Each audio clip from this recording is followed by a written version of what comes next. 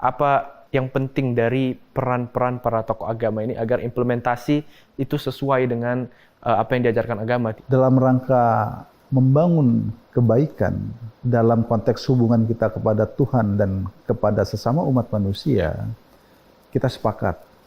Tetapi apabila nanti apa yang disampaikan dimanfaatkan untuk melakukan hal-hal yang terkait jihad dan implementasinya kemudian menyakiti orang lain, nah kita harus waspada.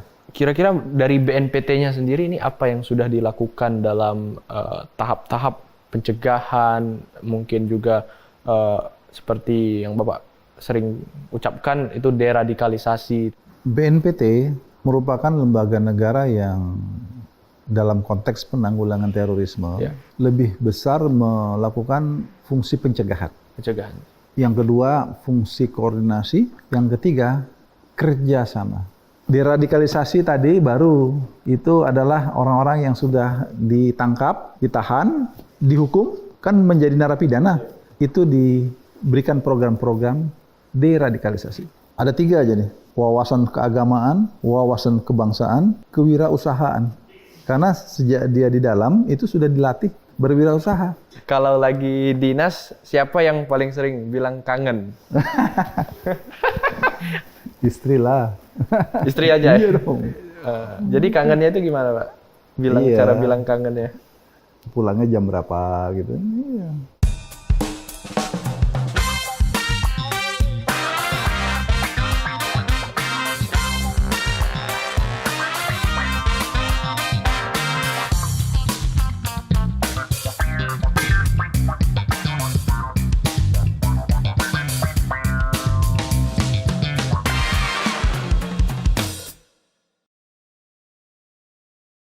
Halo Sobat Damai, hari ini saya Dimas Kurniawan akan berdiskusi dengan Bapak Komjen Pol Boy Rafli Amar, Kepala BNPT RI. Dan kita berdua selalu mengingatkan masyarakat terhadap tagline dari BNPT, yakni BNPT hadir, harmoni, aman, damai, indah, dan rukun. Nah, pada podcast saat ini kita sudah swab antigen dan untuk mengikuti protokol kesehatan tentunya. Dan kita boleh lepas masker ya, Pak? Oh iya. Boleh. Nah, pertama-tama saya ada beberapa pertanyaan yang berhubungan dengan kami anak-anak muda Indonesia. Tentunya sekarang di seluruh dunia anak-anak muda sudah mengambil alih panggung tentang environment issue, tentang climate change. Dan kita juga tidak mau ketinggalan dari Indonesia, tidak hanya tentang lingkungan, tapi tentang keamanan, pertahanan, dan peace and security. Nah, kira-kira dalam menjadi anak muda bangsa Indonesia, saya ingin bertanya kepada Bapak Kepala BNPT, bagaimana dan apa saja tantangan, terutama tantangan terbesar bangsa Indonesia dalam perang melawan aksi-aksi teror atau doktrin-doktrin ekstremis maupun radikalisme? Iya, hari ini yang harus kita sadari, Indonesia ini kan sedang memasuki fase bonus demografi. Jadi usia produktif, termasuk seperti usia Dimas itu sangat dominan. Jadi hampir 80% usia masyarakat Indonesia ini adalah pada usia yang produktif. Artinya di situ didominasi oleh generasi Z dan generasi milenial. Tantangan ke depan kita, termasuk kalau tadi disebutkan secara khusus kaitan masalah radikalisme, terorisme, tentu adalah bagaimana kita memiliki daya tahan yang baik, dalam arti ketahanan di bidang ideologi yang mumpuni menghadapi globalisasi saat ini. Karena kita tahu bahwa salah satu potensi ancaman, gangguan, tantangan kita di masa yang akan datang ini adalah merebaknya ideologi terorisme. Ideologi terorisme ini dia cirinya intoleran, kemudian menghalalkan segala cara, mengedepankan kekerasan. Jadi ada unsur pemaksaan kehendak dan membangun sebuah entitas yang eksklusif di mana mereka mengkategorikan dirinya adalah ya bisa dikatakan yang paling benar. Orang lain yang tidak sejalan dengan mereka adalah salah. Nah, ideologi kekerasan ini apabila tidak diwaspadai oleh anak-anak muda, anak remaja, itu anak-anak remaja bisa kepincut. Kepincut itu tertarik ya, keinginan gitu loh. Ingin ikut-ikut untuk kegiatan-kegiatan yang ditawarkan oleh mereka-mereka yang mengusung ideologi terorisme. Karena ideologi terorisme itu sangat menyasar kepada anak muda. Anak muda dianggap memiliki idealisme, memiliki keberanian, memiliki pengetahuan hari ini, terutama di bidang teknologi informasi. IT. Jadi di bidang IT itu dianggap merupakan suatu kondisi yang potensial untuk dijadikan sebagai bagian mereka-mereka yang saat ini tengah bergerak melakukan propaganda ideologi terorisme. Inilah ke depan kita harus waspada, karena kalau kita tanpa sadar kemudian ikut dalam pergerakan ideologi terorisme yang mengusung kekerasan ini, akhirnya kita bisa disorientasi terhadap keluarga kita, terhadap bangsa kita, terhadap jati diri bangsa kita. Nah ini kalau sudah sampai kepada kondisi itu, akhirnya apa yang ditawarkan oleh mereka, bisa-bisa itu selalu disepakati, disetujui, dan diikuti untuk ikut dalam alur kekerasan-kekerasan yang mereka tawarkan. Nah inilah tantangan ke depan yang harus kita jaga. Jangan sampai anak-anak muda Indonesia ini sempat akhirnya setuju dengan cara-cara kekerasan yang diusung oleh mereka yang mempropagandakan ideologi terorisme ini. Itu sekilas ya tantangan ke depan yang harus kita waspadai. Dan mungkin di situ masuknya peran pendidikan dan peran-peran dari orang tua, teman-teman terdekat, guru-guru. Karena kan terorisme itu bisa saja hadir dari ajaran agama, dari ajaran politik atau ajaran sejarah yang mungkin sengaja disimpangkan, sengaja dibelokkan agar mencuci otaknya. Nah, kira-kira menurut Pak Kepala itu peran pendidikan itu bagaimana dalam mencegahnya? Iya, terutama memang nomor satu adalah peran pendidikan di lingkungan keluarga oleh orang tua, ayah dan ibu. Jangan sampai anggota keluarga kita ini kemudian ikut dalam sebuah kegiatan yang tidak kita inginkan. Dalam artian ini kegiatan-kegiatan yang ternyata mengarah kepada sebuah perbuatan-perbuatan yang kategorinya sebagai sebuah kejahatan. Termasuk di dalamnya adalah terorisme. Karena terorisme itu kan sejatinya adalah kejahatan. Nah ini pertahanan utama di dalam terkecil itu adalah keluarga. Lingkungan ya, lingkungan sekolah, lingkungan pendidikan. Nah kita berharap orang tua tidak abai. Karena anak-anak kan harus mendapatkan perhatian, bimbingan dari orang tua. Di rumah itu adalah nomor satu. Ayah dan ibu harus memperhatikan perkembangan anak-anaknya. Setelah itu memang adalah lingkungan pendidikan keluarga, lingkungan daripada sekolah, pergaulan di luar, di tengah-tengah masyarakat, di luar sekolah.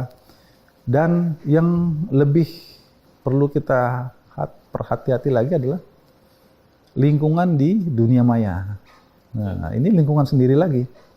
Dia entitas tersendiri, di mana itu bisa menjadi sebuah ruang pertemuan pergaulan anak-anak masa kini melalui sosial media. Karena pertemanan itu bisa terbangun tanpa kita ketemu fisik. Dan ternyata, ya istilahnya kalau kita salah memilih teman, nah, jadi bisa macam-macam dampaknya. Bahkan ya kita menjadi korban kejahatan. Mulai dari yang sederhana aja, korban penipuan, korban kekerasan, orang-orang yang sengaja ya ingin menganiaya kita. Bullying dari kaitan masalah yang sifatnya non fisik tetapi di sosial media. Jadi memang perlu kehati-hatian di dalam menyikapi lingkungan sekolah, tempat kita melaksanakan kegiatan pendidikan, dan juga lingkungan pergaulan di luar. Siapa yang bisa membentengi itu? Nomor satu adalah lingkungan keluarga. Ayah dan ibu di rumah, jaga baik-baik anak-anak kita, karena jangan sampai anak-anak kita ini salah dalam memilih entitas pergaulannya. Betul. Nah, saya pernah mengadakan saat ada suatu kompetisi debat ini mengenai juga terorisme dan keluarga. Nah, di situ waktu itu tim saya membahas salah satu poinnya, yakni bukan hanya secara keilmuan. Karena kalau kita bicara keilmuan, mungkin ilmu agama yang disimpangkan atau dibelokkan, atau juga ilmu pendidikan yang tidak sesuai. Namun juga pasti ada faktor emosionalnya, bagaimana misalnya di rumah dia bisa kena kekerasan atau orang tuanya physical maupun verbal abuse ya, atau kekerasan secara verbal atau fisik. Nah, pada saat mereka terkena hal-hal seperti ini, mereka ingin mencari tempat untuk orang yang bisa merangkul mereka, dan mungkin orang-orang yang ekstremis, radikal, teroris itu mengambil kesempatan dari situ. Nah, menurut Pak Kepala, penting tidak menjaga emotional atau the normal state of mind agar pikirannya juga logis dan tidak gampang dipengaruhi secara negatif?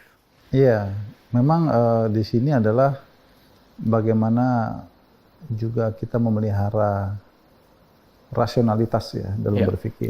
Jadi penggunaan akal sehat di dalam berpikir dalam lingkungan yang terkecil, keluarga. Tentu sangat dimungkinkan ketika terjadi hal-hal yang sifatnya violence ya terhadap anak-anak, itu bisa berdampak ketidaknyamanan di dalam rumah. Misalkan katakanlah kekerasan dalam rumah tangga itu terjadi antara anak, orang tua terhadap anak juga. Ini bisa menimbulkan sebuah potensi, sebuah kondisi yang pada akhirnya mereka bisa mencari sesuatu yang mereka anggap lebih nyaman di luar. Nah, kondisi seperti ini sangat dimanfaatkan oleh pihak-pihak mereka yang memang mencari.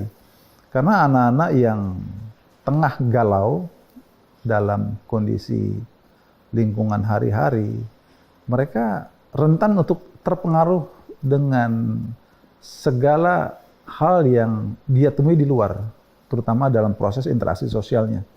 Kalau ini terjadi dan kemudian mereka-mereka yang dengan sengaja ingin merekrut kalangan anak muda, itu sangat pas sekali. Karena pas, ya? Hanya orang yang sedang risau, sedang galau, yang paling mudah dipengaruhi. Dan kemudian emosi pada saat itu sangat efektif bagi dia untuk menarik simpati. Apalagi nanti diawali dengan, katakanlah tadi, dengan pemanfaatan dari teks-teks agama. Karena memang beberapa dari cara mereka-mereka yang terkait dengan ideologi terorisme ini, diantaranya, antara lain ya, menggunakan teks-teks agama yang sengaja untuk meyakinkan orang yang akan diajak itu. Nah, ketika remaja, anak-anak muda masih dalam kondisi yang labil, dalam artian mudah dipengaruhi, itu bisa menjadi begitu yakin dan percaya apa yang dikatakan oleh pihak-pihak terkait ini menjadi sesuatu yang layak untuk mereka ikuti. Betul. Nah, inilah kondisi-kondisi ini harus kita waspadai, karena mereka memang masuknya biasanya dengan memberikan harapan, dengan menyampaikan terkait teks-teks agama, sehingga daya tarik orang itu dianggap akan lebih maksimal untuk agama gitu ya. Seolah-olah mereka diajak untuk berjuang atas nama agama. Ada di antaranya yang menggunakan hal-hal dengan teknik komunikasi seperti itu, dengan konten-konten yang nuansanya seolah-olah sedang menyampaikan dalil-dalil agama, dan kemudian anak-anak muda bisa sangat mudah percaya dengan apa yang disampaikan itu. Nah, soal agama ini tentunya dengan adanya teks-teks atau dalil-dalil agama itu mungkin pada satu sisi kita tidak bisa mengatakan bahwa teksnya itu salah, tapi implementasinya atau ajarannya yang mungkin menyesatkan karena dia menggunakan perspektifnya sendiri dalam menanggapi atau bukan menanggapi, membuat narasi yang mengatasnamakan suatu agama, misalnya agama Islam mungkin ya. Banyak yang sekarang sangat viral dengan isu-isu jihad atau mati syahid dan segala macam. Jadi menurut Pak Jenderal, kira-kira di sini kan penting ada peran-peran para tokoh agama, misalnya di agama Islam, para kiai, para ustadz, para habib, atau di agama-agama lainnya juga, agar sebetulnya tidak ada agama yang mengajarkan kita untuk menjadi, tentu tidak ada agama yang mengajarkan kita menjadi teroris. Nah, kira-kira apa yang penting dari peran-peran para tokoh agama ini agar implementasi itu sesuai dengan apa yang diajarkan agama, tidak untuk kepentingan politik, kepentingan pribadi, ataupun kepentingan kelompok-kelompok yang mengiming-imingi bayaran atau mengiming-imingi jabatan tertentu. Iya, jadi memang kepada kaum remaja, tentunya mereka intinya ingin haus dengan pengetahuan, haus dengan ilmu. Itu adalah sesuatu yang wajar. Betul. Namun demikian, tentu ketika dalam konteks terkait agama, maka kita harus yakini apa yang disampaikan oleh katakanlah guru agama kita, itu adalah sebagai upaya dalam rangka meningkatkan keimanan dan ketakwaan kita. Betul. Kepada Tuhan yang Maha Kuasa, dan kemudian tentu harus kita yakini dalam rangka memperbaiki akhlak kita sebagai umat manusia. Bagaimana kita melaksanakan ibadah kita kepada Tuhan, kepada Allah Subhanahu wa taala, dan juga bagaimana kita dapat menjalin hubungan. Jadi hablum minallah dan hablum minannas. Kalau konteks itu dalam rangka membangun kebaikan dalam konteks hubungan kita kepada Tuhan dan kepada sesama umat manusia, kita sepakat. Tetapi apabila nanti apa yang disampaikan dimanfaatkan untuk melakukan hal-hal yang terkait jihad dan implementasinya kemudian menyakiti orang lain, nah kita harus waspada. Jadi tentu apabila agama dimanfaatkan untuk menyakiti orang lain, tentu itu adalah sesuatu yang tidak benar. Karena agama mengajarkan kita untuk membangun hubungan yang dilandaskan kepada kasih sayang, cinta kasih, dan tentunya apabila ada pihak-pihak tertentu dengan sengaja memanfaatkan apa yang dia sampaikan itu, tapi tujuannya menyakiti orang lain, nah kita harus waspada. Jadi jangan sampai kita terbawa dan kemudian kita menjadi pelaku kekerasan-kekerasan yang ditawarkan. Ya. Kepada tokoh-tokoh agama memang kita berharap penyampaian-penyampaian ajaran agama ini dilandaskan kepada sebuah keyakinan untuk membangun akhlak umat, ya.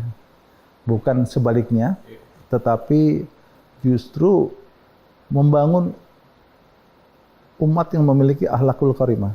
Itu harapan kita. Dalam rangka moderasi beragama, kita berharap tokoh-tokoh agama memberikan pencerahan kepada kita. Bahwa agama itu apabila dimanfaatkan, disalahgunakan oleh pihak-pihak tertentu, harus diyakini itu adalah bukan ajaran agama yang benar. Ya.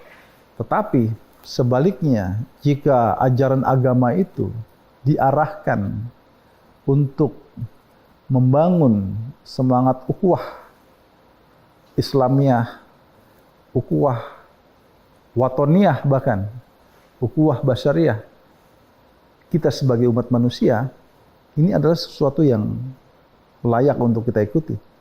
Tapi kalau dikatakan, mari kita berjihad, kemudian kita bersikap intoleran, hingga bersikap terakhir bisa memusuhi pihak-pihak lain, kita harus waspada.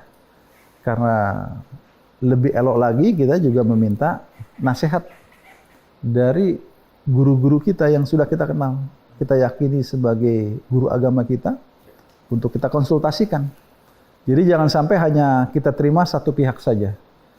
Ketika ada pihak-pihak yang menyampaikan dan memanfaatkan ajaran agama yang digunakan untuk dasar melakukan tindakan kekerasan.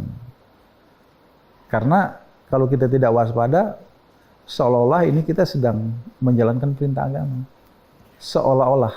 Nah, jadi misalkan Dimas punya teman, kalau ada yang kira-kira galau dengan kondisi ini, mari kita konsultasi dengan guru agama kita.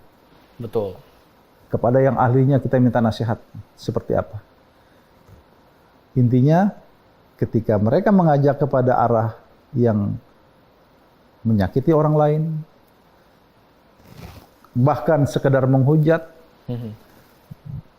belum lagi kita menyakiti secara fisik ya, hanya menghujat yang sifatnya non fisik. Nah, kita perlu bertanya, apakah demikian agama mengajarkan kepada kita? Ini tidak terlepas pada satu agama tertentu, tetapi kita yakini semua agama adalah sebuah ajaran yang benar menurut penganutnya masing-masing. Dan negara kita, negara yang memberikan kebebasan kepada semua warga negara, dijamin secara konstitusi untuk memeluk agama sesuai dengan keyakinan masing-masing. Jadi kita menarik norma secara umum, kita yakini bahwa agama adalah untuk membawa kita menuju peradaban, kondisi yang lebih baik, dengan berlandaskan keimanan dan ketakwaan kita kepada Tuhan Yang Maha Esa. Ya, intinya kita tidak boleh memperalat agama, memperalat bangsa untuk kepentingan yang salah. Kita waspada dengan pihak-pihak tertentu yang memanfaatkan ajaran agama untuk tujuan-tujuan yang tersembunyi, apalagi itu berkaitan dengan untuk menyakiti orang lain. Ya. Nah, kita sudah berbincang mengenai berbagai hal dan berdiskusi tentang berbagai topik. Mungkin Pak Kepala ingin meminum kopinya dari Cafe Toleransi. Berarti kalau setelah meminum kopinya bisa menjadi lebih toleran. Kita harapkan menjadi anak muda yang toleran. Karena di sini dijajakan Cafe Toleransi, tapi syaratnya harus diminum. Tidak bisa hanya dilihat saja, diminum.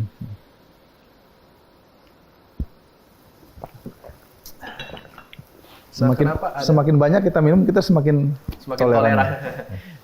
Kenapa namanya kopi toleransi atau kafe toleransi? Idenya itu dari mana, Pak?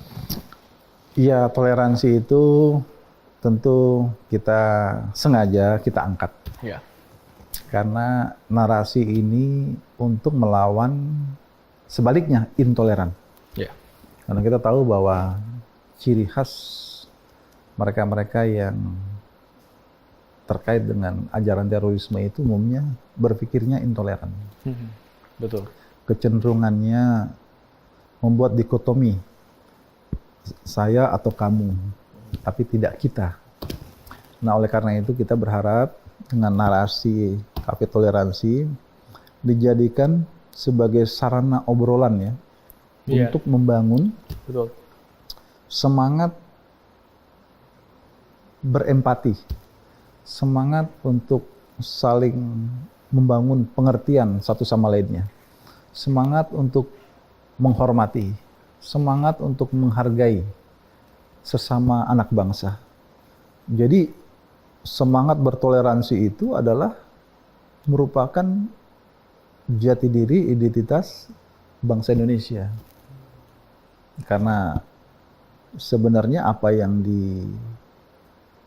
ditawarkan atau yang terkandung dalam ideologi negara kita, Pancasila itu mengajar bagi kita semua untuk menjadi bangsa yang toleran, berempati, cinta kepada kemanusiaan, cinta kepada keadilan.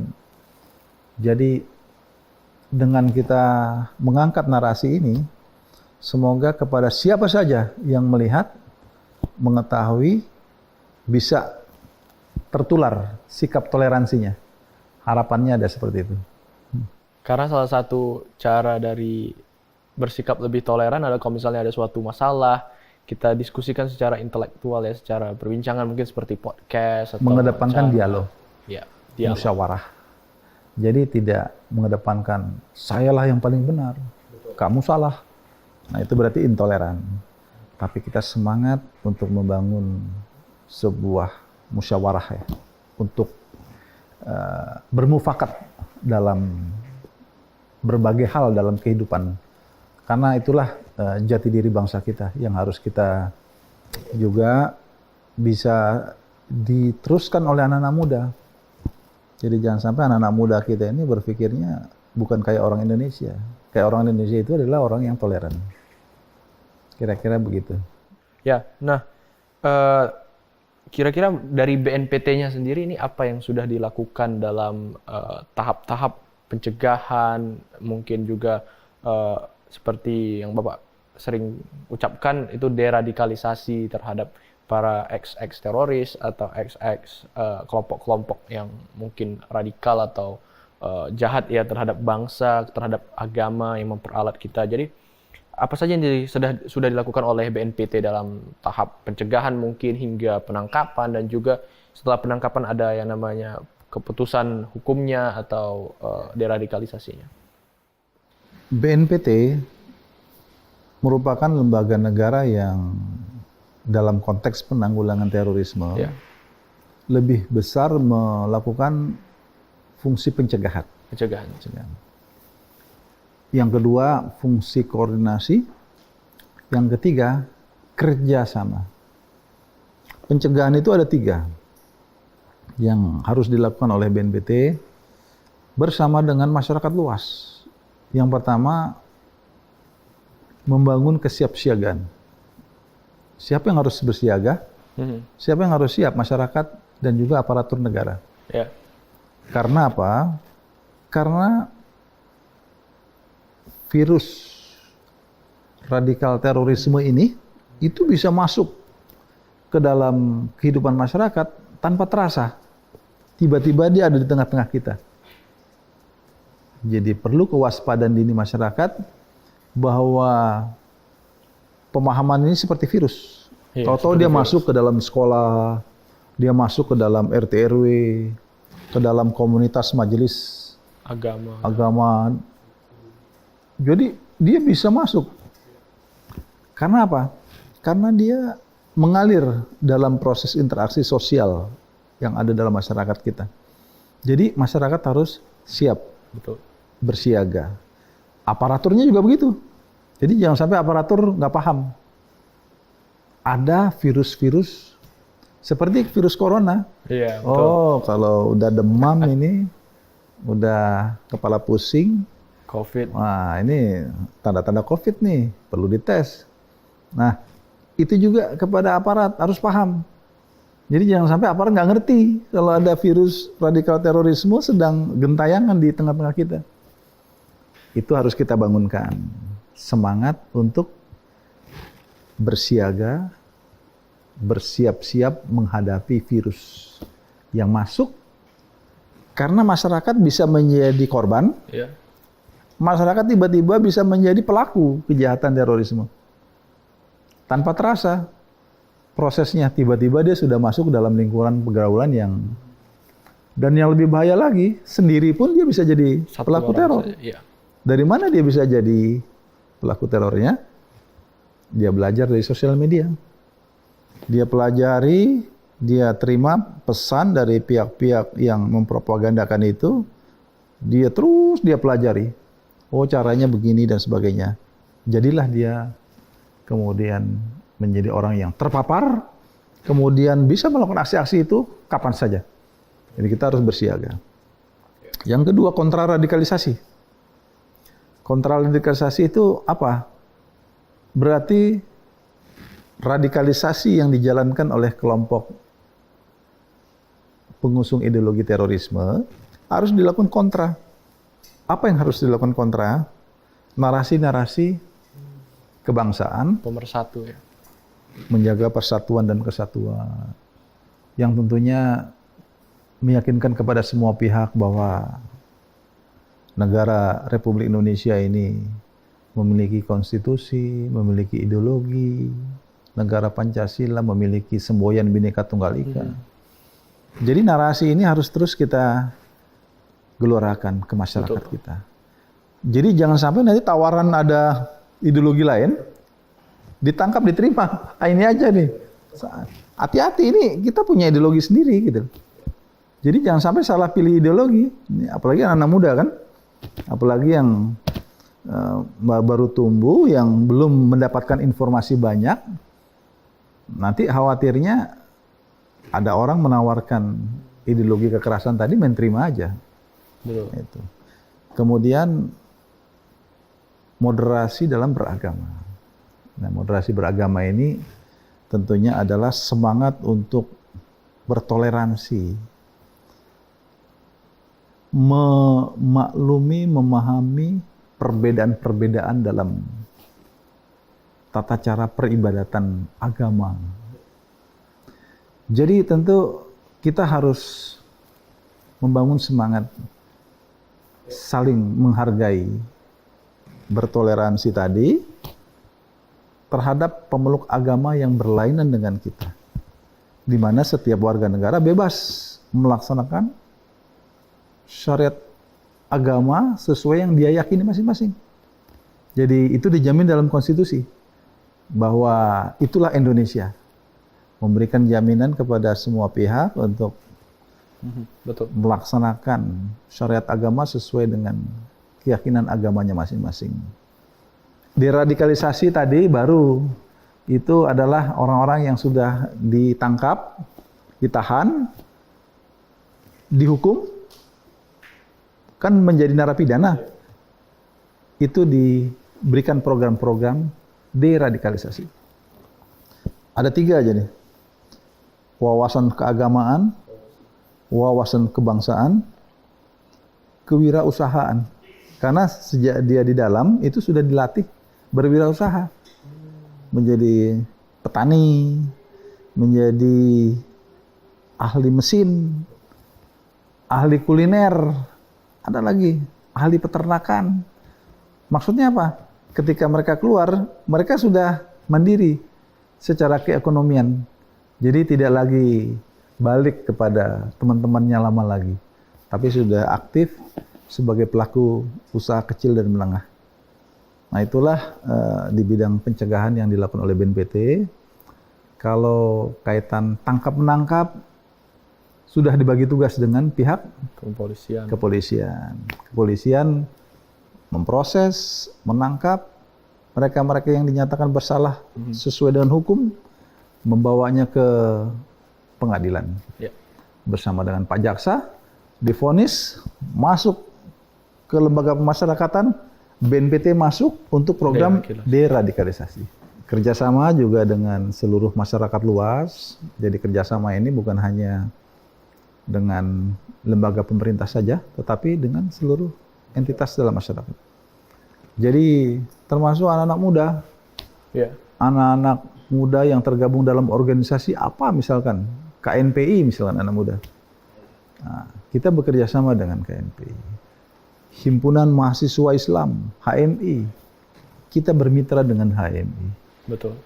Apa saja yang entitas di negara kita yang positif, yang tidak melanggar hukum, itu merupakan mitra kita.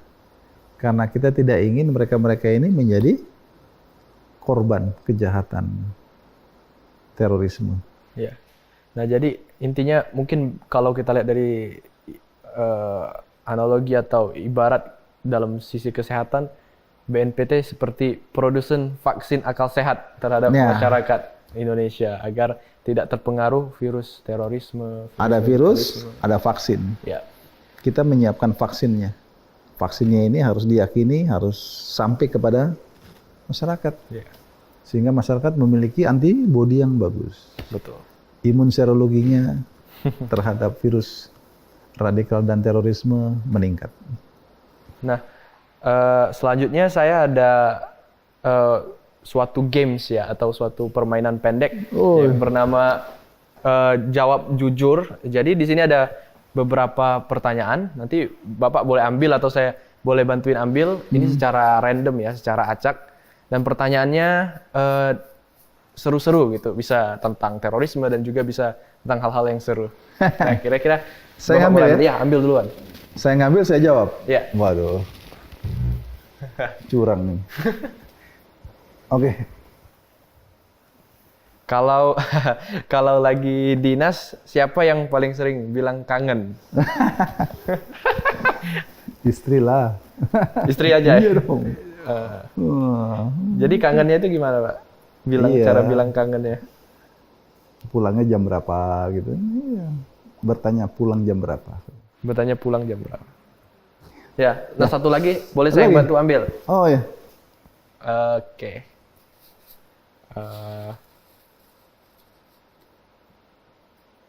Nah, ini lebih seru lagi pertanyaannya. Selama menjabat di BNPT, paling malam seorang kepala BNPT tidur jam berapa? Tidur? Paling malam. Oh ya, kadang-kadang kita tidur jam 11. Ya, kadang-kadang juga jam 1. Ya. Karena lihat situasi kan. Gitu. Tapi sedapat mungkin kita tidak menunda ya pekerjaan untuk esoknya. Kalau sore kita selesai. Tapi kalau harus kita tuntaskan, misalkan harus bertemu dengan mitra kita di luar jam kerja.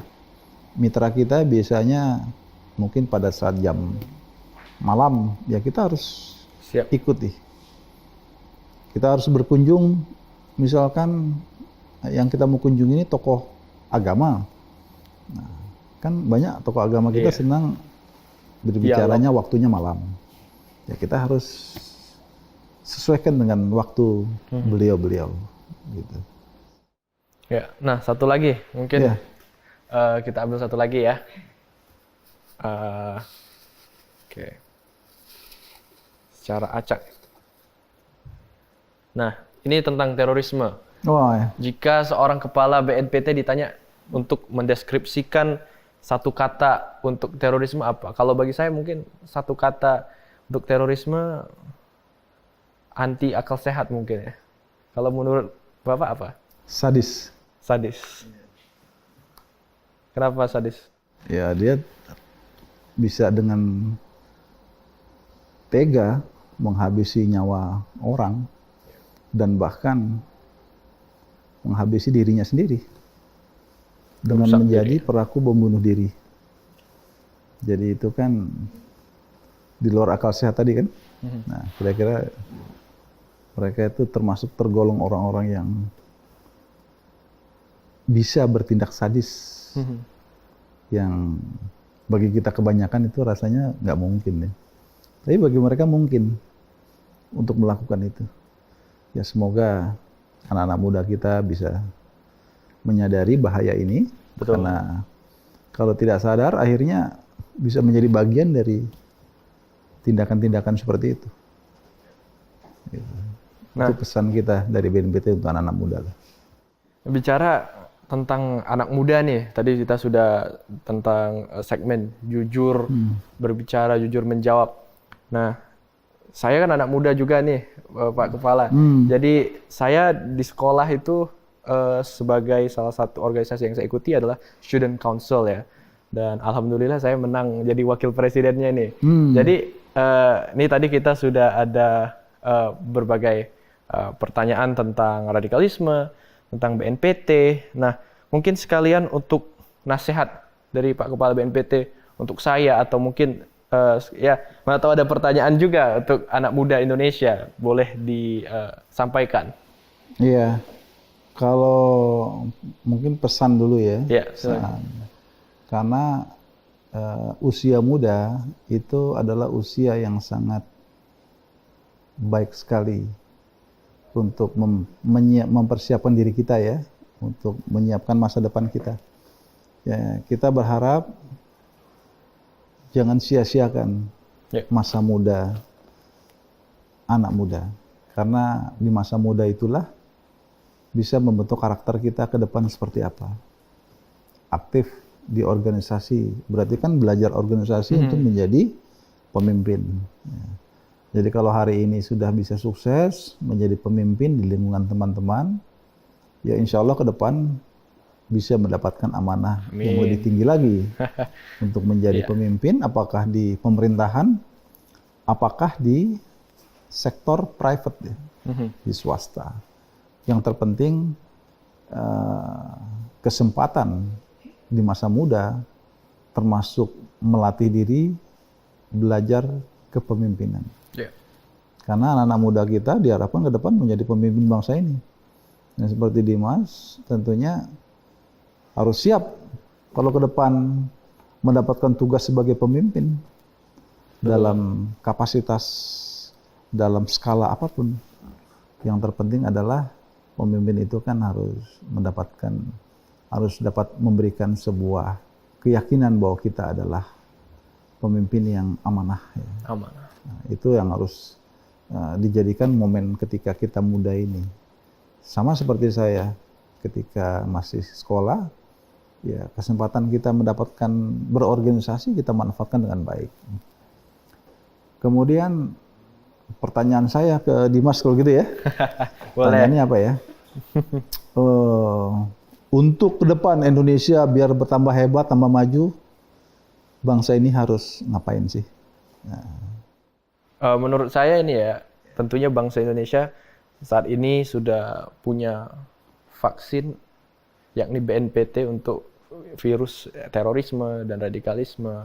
Dan tentunya kita harus produksi lebih banyak vaksin-vaksin lain, yakni vaksin pendidikan, vaksin keadilan hukum, vaksin sosial, agar masyarakat Indonesia, terutama yang muda, bisa fokus dalam wawasan kebangsaannya, wawasan agamanya yang benar. Jadi itu mungkin balance, dan saya rasa tentunya BNPT sangat fundamental presence-nya atau kehadirannya dalam memperjuangkan kemajuan bangsa Indonesia, karena menurut saya terorisme itu salah satu penyumbatan kemajuan bangsa Indonesia, karena negara lain sudah fokus dengan environmentalism, mereka sudah fokus dengan industrial revolution, cuman kita agak sedikit terlambat mungkin karena kita masih saling mengadu domba, masih saling diserang. Pada saat kita ingin membangun bangsa Indonesia, tiba-tiba saudara kita dibom. Pada saat kita ingin melakukan pelaksanaan acara demokrasi, pemilu, pemilihan umum, kita malah dipecah belah, kita malah diprovokasi, saling benci. Jadi